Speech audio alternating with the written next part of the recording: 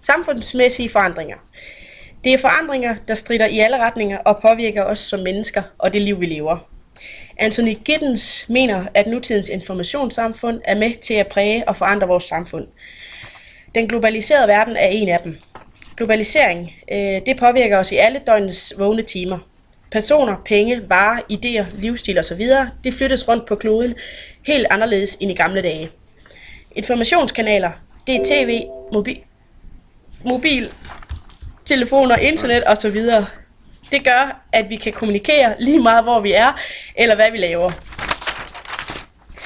Men informationskanaler har også ændret vores måde at være sammen på. Før i tiden var mennesker mere sociale, mere bundet af lokalsamfund og traditioner. I dag kan vi skabe nye relationer og muligheder rundt om i verden, som giver os nye rammer og måder, vi socialiserer os på. Tab af traditioner. Traditioner overlever fra generation til generation. Vi ved alle, hvordan vi skal opføre os, og vi vil alle gerne have, at det er, som det altid har været. Traditioner giver tryghed. Julen hos far og mor skal helst foregå ens hver år, eller vi har en mening om, at børn de bør opdrages. På grund af globalisering er der i vores informationssamfund større mulighed for at eksperimentere med sin egen livsstil, f.eks. emo, hippie, punker osv. Vi får rigtig stor viden og bombarderes med informationer fra andre lande, som gør, at vi ikke accepterer traditioner, når der nu er så mange valgmuligheder. Vi ser også, at det ikke er unaturligt at tage på charterferie i julen, eller at opdragelse er vendt helt på hovedet. I dag tales der meget om, at vi skal tage ansvar selv, træffe individuelle beslutninger. I informationssamfundet overlader vi funktioner til specialister eller eksperter, f.eks. sosu-assistenter, pædagoger, mekanikere, læger osv. Vi skal turde stole og have tillid til eksperterne. Polarisering er et fagudtryk for den markante opdeling i informationssamfundet. Vi er i en verden i hastig forandring, og her er det vigtigt, at man er i stand til at omstille sig til tidens nye krav, og ikke alle er lige så gode til at klare de store udfordringer. Nogle grupper i samfundet bliver kørt ud på et sidespor, mens de veluddannede og velstillede klarer sig betydeligt bedre. Den polske sociolog Zygmunt Bauman er kendt for at se kritisk på de konsekvenser af globalisering, både i forhold til polarisering mellem rige og fattige lande og internt i de enkelte samfund. Bauman bruger begrebet glokalisering for at understrege, at der i nutidens samfund sker en større opdeling mellem dem med mange muligheder og dem uden. Ifølge Bauman selv, så kan man dele befolkningen op i de globaliserede og de lokaliserede. Her bruger han turisten og vagabunden som billeder til at indramme individernes forskellige muligheder for at navigere og udnytte mulighederne i en globaliseret verden. Turisten surfer rundt og nyder verdens muligheder, mens vagabunden er fastlåst og kæmper for at overleve. Her hænger samfundet så overhovedet sammen. Det kan vi spørge os selv om. Nogle fremhæver, at vi i dag er meget narcissistiske, som betyder, at vi kun er interesseret i vores egen lille verden og vores spejlbillede af os selv. Vi har ingen realitetssans, og det vigtigste er at fremstå særlig original. Andre fremhæver dog, at nutidens menneske har mange identiteter, der nødvendigvis ikke hænger sammen. Vi lader følelserne styre vores liv, og lader os styre, hvorhen vind blæser os, selvom vi inderst inde ønsker at mere stabilitet og mere faste rammer. Den tyske sociolog Ulrich Beck mener, at vi lever i det, han kalder for risikosamfundet. Man så tidligere kun positivt på fremskridt inden for videnskab og teknologi, men nu hersker der så stor tvivl om, hvorvidt fremskridt altid betyder noget positivt. Man kan fx se på, at videnskaben og teknologien har givet os penicillin til at bekæmpe sygdomme, men derudover har det også skabt en masse ødelæggelsesvåben og global opvarmning. Beck ser det yderst nødvendigt, at man indser, at mange problemer ikke kan løses i de enkelte lande. De kan kun løses gennem globalt samarbejde i forhold til terrorisme, global opvarmning og indvandring. Kultur kan dække inden for mange ting. Det er f.eks. kultur, når vi spiser og får søvn. Vi har forskellige personligheder, f.eks. som vi er nysgerrige, eller kloge, eller hidsige. Det er også en del af vores kultur, hvordan vi er, hvor vi er meget påvirket af vores omgangskreds, men også vores opvækst.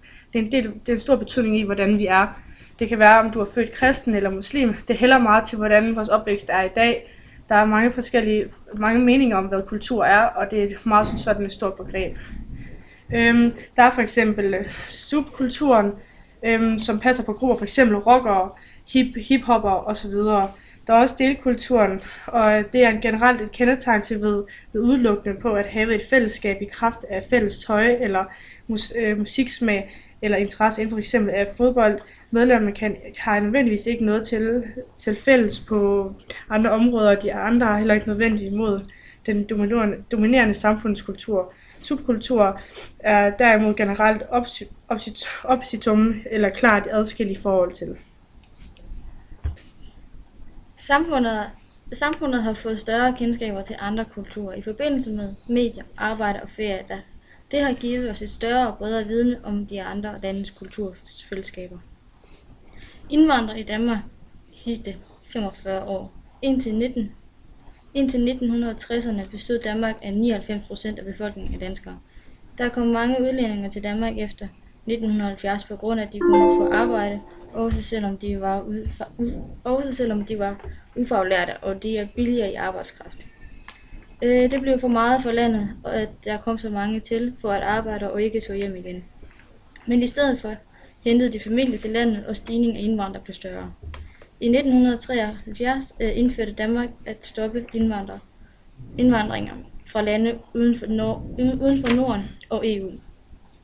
Derefter blev der engageret ægteskaber i de tyrkiske familier, således at de giftede sig med en familiemedlemmer, og derfor kunne de komme til Danmark og bo. Flytninger. I 1970'erne strømmede flytninger til Danmark fra Polen, Vietnam og Chile. Disse lande blev forfulgt, fordi de modarbejdede landets regeringer. I 1980'erne steg flytninger markant. De kom fra krigshandlinger og voldelig undertrykkelse som Iran og Irak. I 1990'erne kom flytningerne fra Bosnien og senere fra Kosova, der endte i en blodig borgerkrig. I 1990'erne kom de også fra Somalien og Afghanistan. Kulturelle konsekvenser. Der er omkring 10% af den danske befolkning, der er indvandrere, og de 60% af dem kommer fra ikke-vestlige lande. Der blev her født flere børn fra en indvandrerkvinde end fra en dansk kvinde. Derfor stiger indvandringen med 13-14% inden for de næste 40 år. Der blev diskuteret om, hvorvidt folk vil holde fast i deres egen kultur, eller om der er mange, der springer over i en anden kultur.